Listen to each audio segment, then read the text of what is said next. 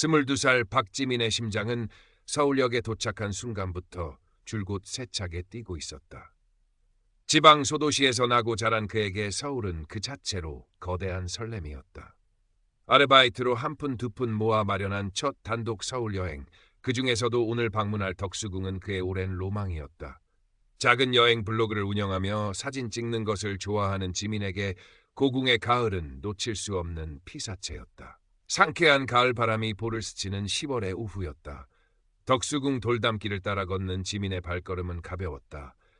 카메라 렌즈를 통해 바라본 세상은 평소보다 한 톤쯤 더 아름답게 느껴졌다. 대한문 앞에 이르자 때마침 수문장 교대식 준비가 한창이었다. 웅장한 북소리와 함께 형형색색의 전통 복장을 갖춘 수문군들이 나타나자 지민은 저도 모르게 탄성을 내뱉었다. 와, 진짜 멋있다. 이것이 바로 그가 담고 싶었던 진짜 한국의 아름다움이었다. 교대식이 끝나고 인파가 흩어지자 지민은 대한문 한쪽에 꼿꼿이 서 있는 수문장에게 시선을 고정했다. 햇살을 받아 반짝이는 투구와 갑옷, 굳게 담은 입술에서 뿜어져 나오는 위엄. 그는 스마트폰을 꺼내들었다. 좀 더 가까이 저 수문장의 강렬한 눈빛과 복장의 섬세한 문양까지 담고 싶었다. 사진 구도에 몰두한 나머지 그는 자신도 모르게 바닥에 희미하게 그어진 노란색 통제선 안으로 한 발짝 들어서고 말았다. 선 자체가 워낙 옅기도 했고 주변에 다른 제지 인력도 없어 순간적으로 인지하지 못한 탓이었다. 그의 모든 신경은 오직 스마트폰 화면 속 수문장에게 향해 있었다. 그때였다. 거기 뭐 하는 겁니까? 벼락 같은 고함 소리가 지민의 깃전을 때렸다. 온몸에 신경이 곤두서는 느낌과 함께 심장이 바닥으로 쿵 떨어지는 듯했다. 화들짝 놀라 고개를 들자 방금 전까지 뷰파인더 안에서 근엄한 자태를 뽐내던 수문장, 아니 이제는 김병장이란 명찰을 탄 젊은 군인이 매서운 눈초리로 그를 쏘아보고 있었다. 그의 목소리는 마치 얼음장처럼 차갑고 날카로웠다. 선 안으로 들어오면 안 되는 거 안 보입니까? 여기 통제구역입니다. 김병장의 목소리는 쩌렁쩌렁 울려 순식간에 주변의 시선을 집중시켰다. 지민은 얼굴이 하얗게 질린 채 어쩔 줄 몰라 하며 황급히 뒷걸음질 쳤다. 죄송합니다. 정말 죄송합니다. 제가 선을 미처 못 봤습니다. 목소리가 프리다틸스키 떨려 나왔다. 짧은 순간이었지만 온몸에 피가 빠져나가는 듯한 느낌이었다. 그는 연신 고개를 숙이며 사과했다. 그의 의도는 결코 수문장의 근무를 방해하거나 규칙을 어기려는 것이 아니었다. 그저 아름다운 장면을 조금 더 잘 담고 싶었을 뿐인데 일이 이렇게 커질 줄은 상상도 못했다. 하지만 김병장은 지민의 사과에도 아랑곳하지 않고 더욱 매섭게 몰아붙였다. 못 봤다고 다입니까? 규칙은 규칙입니다. 여기 있는 사람들이 다 바보라서 선 밖에 서 있는 줄 압니까? 기본적인 관람 예절도 없으십니까? 그의 말은 비수처럼 지민의 가슴에 꽂혔다. 기본적인 관람 예절도 없는 사람. 지민은 자신이 그런 사람으로 낙인 찍혔다는 사실에 얼굴이 화끈거렸다. 주변 사람들이 수군거리는 소리가 들리는 듯했다. 몇몇은 노골적으로 지민을 쳐다보며 혀를 차는 것 같기도 했다. 억울함과 수치심에 눈앞이 캄캄해졌다. 스마트폰 이리 주십시오. 김병장이 명령조로 말했다. 네? 스마트폰은 왜? 혹시라도 부적절한 사진을 찍었는지 확인해야겠습니다. 요즘 별의별 사람들이 다 있어서 말입니다. 김병장의 말투에는 노골적인 불신과 경멸이 담겨 있었다. 지민은 떨리는 손으로 스마트폰을 건네냈다. 김병장은 마치 범죄자의 물건을 다루듯 스마트폰을 받아들고는 사진첩을 샅샅이 뒤지기 시작했다. 지민은 그 순간 자신이 발가벗겨진 듯한 치욕감을 느꼈다. 그의 스마트폰에는 덕수궁의 아름다운 풍경과 조금 전 교대식 장면들 뿐이었다. 물론 김병장은 아무것도 찾아내지 못했다. 이번엔 별거 없지만 다음부턴 조심하십시오. 한 번만 더 이런 일이 있으면 그땐 그냥 넘어가지 않을 겁니다. 김병장은 스마트폰을 지민에게 툭 던지듯 돌려주며 경고했다. 그의 눈빛은 여전히 차가웠고 목소리에는 조금의 온기도 느껴지지 않았다. 지민은 아무 말도 하지 못한 채 그저 고개만 떨굴 뿐이었다. 이 모든 상황을 조금 떨어진 곳에서 지켜보던 한 중년 여성이 있었다. 단정하게 차려입은 최 여사는 안타까운 표정으로 지민과 김병장을 번갈아 바라보고 있었다.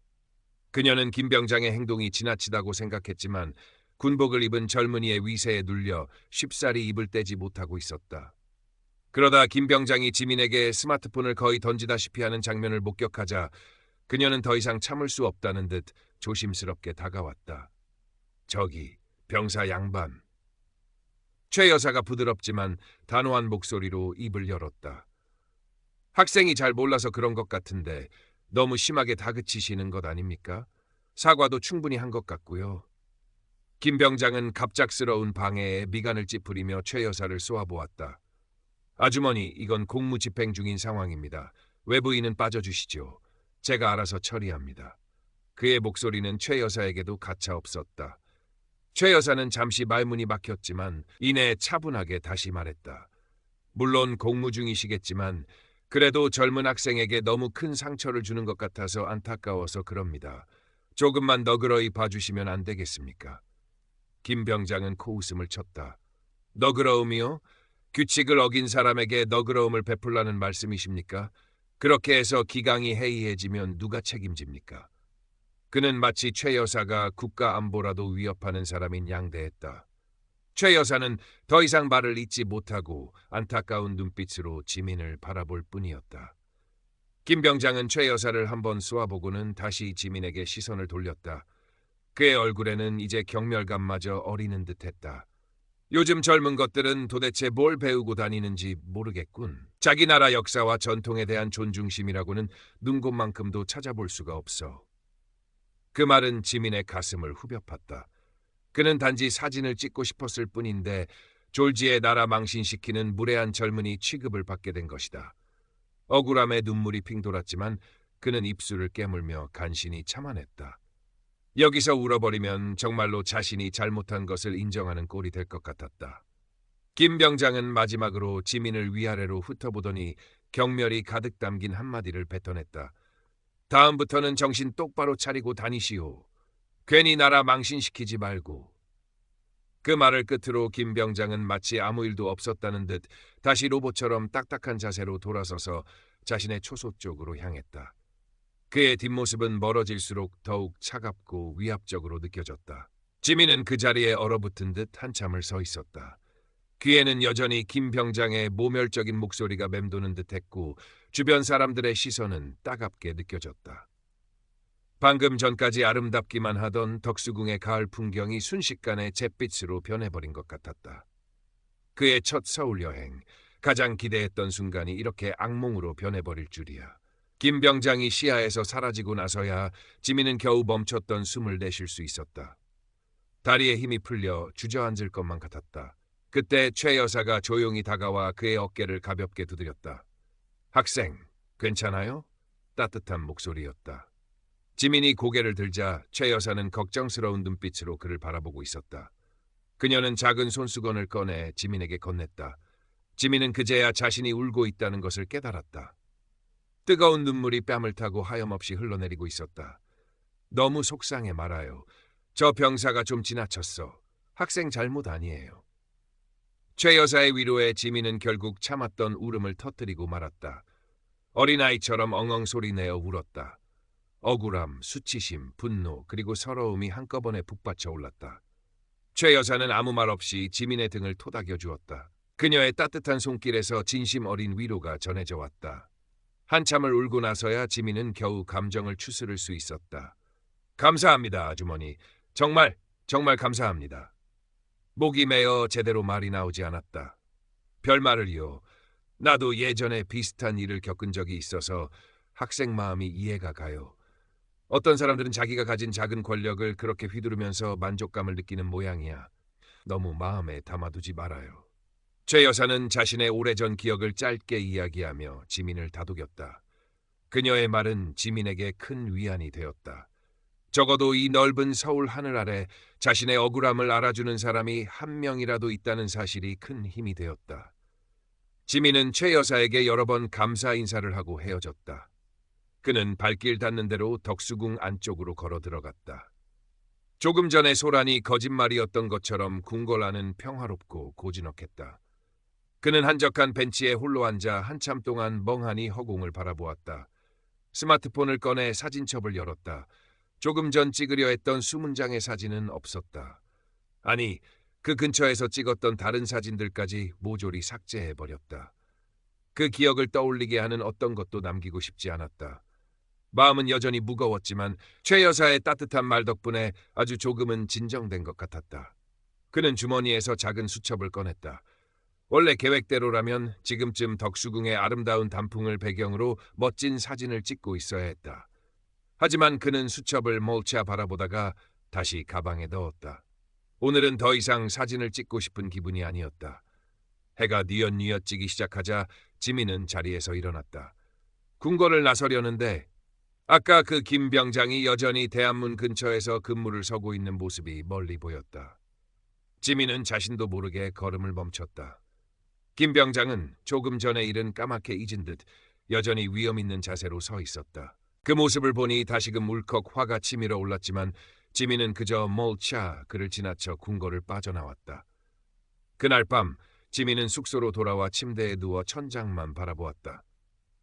오늘 있었던 일이 영화의 한 장면처럼 머릿속에서 계속해서 되풀이되었다. 김 병장의 차가운 목소리, 사람들의 시선, 그리고 최 여사의 따뜻한 위로까지. 그는 잠들기 전 작은 여행 일기장에 오늘의 일을 짧게 기록했다. 오늘 나는 서울의 다른 얼굴을 보았다. 화려한 제복과 웅장한 궁궐 뒤에 숨겨진 차가운 권위, 그리고 예상치 못한 곳에서만 따뜻한 친절. 여행은 아름다운 풍경만을 보여주는 것이 아니라 때로는 이렇게 사람을 가르치기도 한다는 것을 깨달았다. 오늘의 일은 쉽게 잊히지 않겠지만 이것 또한 내 여행의 한 부분이겠지. 다음 날 지민은 여전히 마음이 무거웠지만 예정된 여행 일정을 계속하기로 마음먹었다. 어제 일 때문에 그의 소중한 첫 서울 여행을 망치고 싶지는 않았다. 그는 다른 고궁을 찾았고 박물관을 둘러보았으며 맛있는 음식도 사 먹었다. 하지만 문득문득 어제의 일이 떠올라 기분이 가라앉기도 했다. 특히 제복을 입은 사람을 볼 때면 자신도 모르게 긴장하는 스스로를 발견하곤 했다. 여행 마지막 날, 지민은 서울역으로 향하기 전 잠시 시간을 내어 덕수궁 근처를 다시 찾았다. 궁궐 안으로 들어가지는 않았다.